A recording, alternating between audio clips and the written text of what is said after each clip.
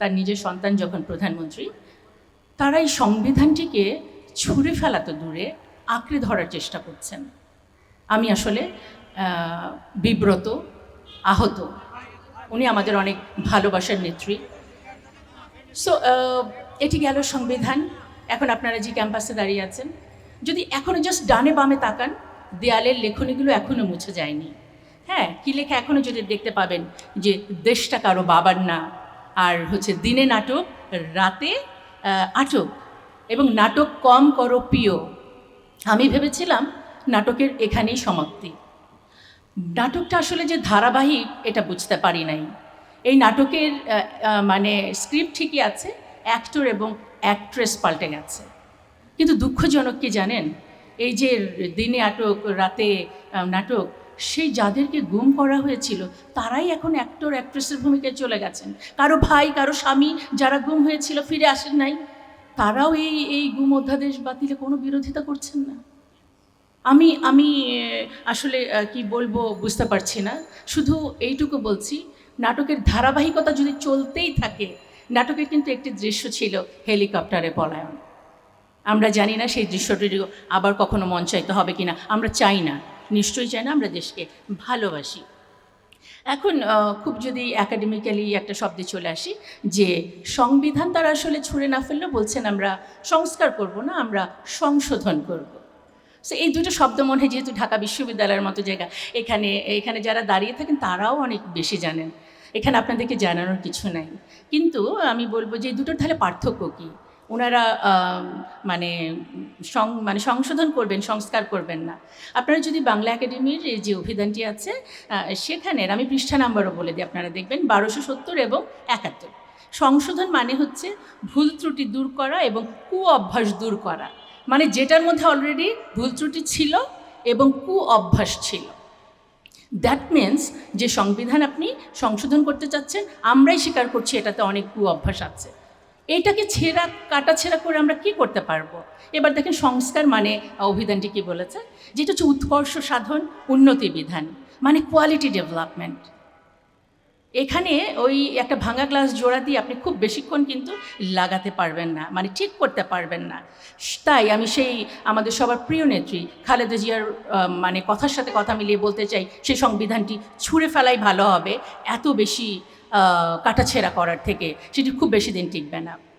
এবার চলে আসি জুলাই সনদের যেই আমরা আমাদের সাথে যারা সাধারণ মানুষ, আমরা হার্ভার্ডের যেই কন্ডিশনগুলো দেখেছিলাম, আমরা সবাই মুগ্ধ ছিলাম। এবং আমাদের যিনি বর্তমান প্রধানমন্ত্রী, তিনি যেদিন হার্ভার্ডের পক্ষে প্রচারণা করলেন, আমাদের শক্তি আবারও দ্বিগুণ বেড়ে গেল। আমরা সম্মিলিত নারীর প্রয়াস থেকে, এবং আমি ব্যক্তিগতভাবে হার্ভার্ডের পক্ষে অনেক প্রচারণা চালিয়েছি। এই বাস্তবে যখন এসে দেখলাম যে তাদের কথা এবং কাজের সাথে মিল নাই, আমি আবারও আশাহত হলাম। অ্যাটলিস্ট আগের ফ্যাসিস্ট তো কথা এবং কাজের মিল ছিল। ফান করে যদি বলি যে দেশটা আমার বাবার, আমিই তো তাদেরকে খাইয়ে পরিয়ে রাখি, ইচ্ছা করলেই তাদের মেরে ফেলতে পারি, and she did it. But আপনারা তো কথা দিলেন ভোটের এটা প্রচারণা পক্ষে, আমরাও কথা বললাম, এখন এটা হচ্ছে না। এটা কি হিপোক্রেসি না? আমি এখন শেষ করব যেটি দিয়ে, যে এই কয়েকদিন ধরে আপনারা পার্লামেন্টে অনেকগুলো অধ্যাদেশ বাতিল হতে দেখেছেন এবং সরকারের যে পরবর্তী প্ল্যানগুলো দেখেছেন। সংবিধান বিশেষজ্ঞ এখানে আছেন, আপনারা সেটা শুনবেন। আমি শুধু একাডেমিক্যালি একটা দারিদ্র্যের দুষ্টচক্র তো আপনারা জানতেন, যে চক্রাকারে একটা জিনিস ঘুরতে থাকে, কেন একটা দেশ দরিদ্র থেকে দরিদ্র হয়। আজকে আমি আপনাদেরকে বলবো, মানে একটা ফ্যাসিস্ট কীভাবে ফ্যাসিস্ট থেকে আরও ফ্যাসিস্ট হয়ে উঠতে পারে, এবং গণতন্ত্রকে নস্যাৎ করে ফ্যাসিস্ট হয়ে ওঠার একটা দুষ্ট চক্র আছে। আমি জাস্ট যে কয়টা প্ল্যান, আমি কিন্তু অত বড়তে যাব না, এই কয়েকদিনের মধ্যে যে কয়টি অধ্যাদেশ বাতিল করা হয়েছে এবং যেগুলো অ্যাডপ্ট করা হয়েছে সেটা নিয়ে একটু বলছি। প্রথম কথা হচ্ছে যে উচ্চকক্ষ না থাকার পক্ষে, মানে হার্ভার্ড বাতিল হলে উচ্চকক্ষটা কী জিনিস, যেখানে ওই রাজনীতিবিদ ছাড়াও কিছু পেশাজীবী এবং স্কলাররা থাকবেন। রাজনীতিবিদরা ভাবছে এখানে আবার স্কলার কী দরকার, রাজনীতি তো আমরা করব, বাদ দাও এটা, ওকে বাতিল। হ্যাঁ, শুধু রাজনীতিবিদরা থাকলো। এবার আসেন রাষ্ট্রপতির কথায়। হ্যাঁ, যে বর্তমান যিনি রাষ্ট্রপতি আছেন, তিনি আগেও যে সরকারের কথা উঠতেন বসতেন প্রধানমন্ত্রী, এখনও আমরা কি দেখছি একই ব্যক্তি, উনি কিন্তু বর্তমান প্রধানের কথা উঠছেন বসছেন। তার মানে কি, এটা কি একটা রোবট পোস্ট, পুতুল রাষ্ট্রপতি? আমরা এটা চাই না বলেই আমরা কিন্তু ক্ষমতার ব্যালেন্স চেয়েছিলাম। কিন্তু সেটিও কিন্তু আর হচ্ছে না। তাহলে আবারও আগের রাষ্ট্রপতির মতোই কেউ একজন থেকে যাবেন যিনি পুতুলের মতো। একটু মিলাই। এবং সংবিধানে ৭০ অনুচ্ছেদ নিয়ে তো সারা জীবন কথা হলো, খুব আশায় আছি, এখনও আছি যে দলের বিরুদ্ধে কথা বললে আপনার পথটি হারাবেন না, কিন্তু এটি এখনও কিন্তু বাস্তবায়ন হয় না। তাহলে খেয়াল করে দেখেন, রাজনীতিবিদরা, পেশাজীবীদের, স্কলারদের ঢুকতে দিলেন না, রাষ্ট্রপতিকে পুতুল করে রাখলেন, চক্রাকারে চিন্তা করেন, এবং সংবিধানের মাধ্যমে আমার দলও কিন্তু নিয়ন্ত্রণে, আমার এগেনস্টে কিছু বলতে পারবা না। দেন আসেন মানবাধিকার যে কমিশনের যে সংস্কারের কথা বলা হয়েছিল, এটা পুরোপুরি বাতিল। কিসের আবার জনগণ, কিসের আবার মানবাধিকার? এবার আমার জনগণও আবার আগের মতো নিয়ন্ত্রণে, দল নিয়ন্ত্রণে, রাষ্ট্রপতি নিয়ন্ত্রণে, জনগণ। এবার আসেন ভয়ঙ্কর এই যে গুম অধ্যাদেশের যেটা দিলেন বাতিল করে, প্রথমে করলেন আমার মানবাধিকার, আমি কিছুই বলতে পারবো না, এরপর আমাকে গুম করবেন, তাও আমি কিছুই বলতে পারবো না। একেবারে আগেরটা তো ধরেন অঘোষিত ছিল, এখন ডিক্লেয়ার করে আমাকে এইভাবে করে এখন সেটা করা হবে। ওকে, আমাকে যখন এটা করেন যে মানে পালাবে কোথায়, এবার আবার গুম নতুন করে আইনের মাধ্যমে। এরপরেরটা তো আরও ভয়ঙ্কর, বিচার বিভাগ এখন তাদের নিয়ন্ত্রণে আবার। হ্যাঁ, যে সুপ্রিম কোর্টের বিচারপতি নিয়োগ তারা করবেন। আমরা এতকাল কি দেখেছি, কাদের করা হয়েছে? তার মানে মানবাধিকার বাদ দিলেন, আমাকে গুম করলেন, এবং বিচারও করবেন আপনি নিজেই, মানে বিচারক যেহেতু আপনার, আমার বিচার পাওয়ার কোনো চান্স নাই। এবং এই বিচারপতি এবং অন্যান্য যারা তাদের, এবং যদি ব্যবসায়ী বলি ক্ষমতাধর, দুর্নীতি ইচ্ছা মতো কেন করতে পারবেন? কারণ দুদক যে অধ্যাদেশ, যে তার যে অটোনমি, স্বাধীনতা, এটিও বাতিল করে দিয়েছেন। দুদকের মানে কেন স্বাধীনভাবে কাজ করবে? সে তো মানে দন্ত নখবিহীনভাবে সরকারের কথা উঠবোস করবে। এই কালচারেই তো আমরা অভ্যস্ত। আমরা কিন্তু কিছুদিন আগে দুদকের চেয়ারম্যানকে তার পদ থেকে সরে যেতে দেখেছি, কারণ তার দন্ত মুখ ছিল, এটাই তার অপরাধ। সুতরাং আমাদের কালচারের সাথে সেভাবে করেই যেতে হবে।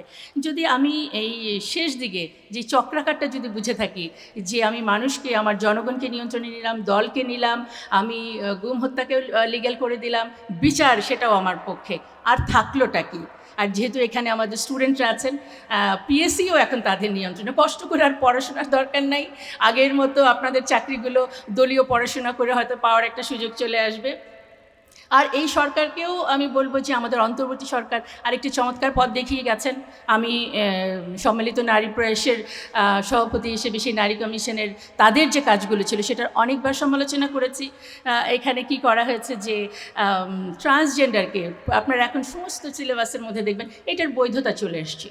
আপনার এই ক্যাম্পাসে আমরা সেদিনও দেখেছি যে স্বঘোষিত ট্রান্সজেন্ডাররাও কিন্তু এখানে তাদের মতো করে চলতে পারছে। তার মানে নৈতিক শিক্ষাটাকে বাদ দিয়ে আপনি অনৈতিক এবং অগ্রহণযোগ্য জিনিসটাকে এস্টাবলিশ করে দিয়ে গেলেন, এবং এই সরকারের জন্য এটা আরও চমৎকার হলো।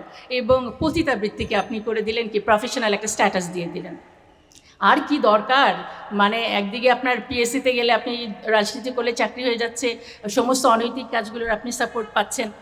সব মিলিয়ে যদি আপনি রাজনৈতিক চক্র চিন্তা করেন, আগের ফ্যাসিস্টের থেকেও বর্তমান সরকার যেই পলিসিগুলো নিয়েছে, যে অধ্যাদেশগুলো বাতিল করেছে, এর চেয়েও ভয়ঙ্করভাবে ফ্যাসিস্ট হয়ে ওঠা সম্ভব।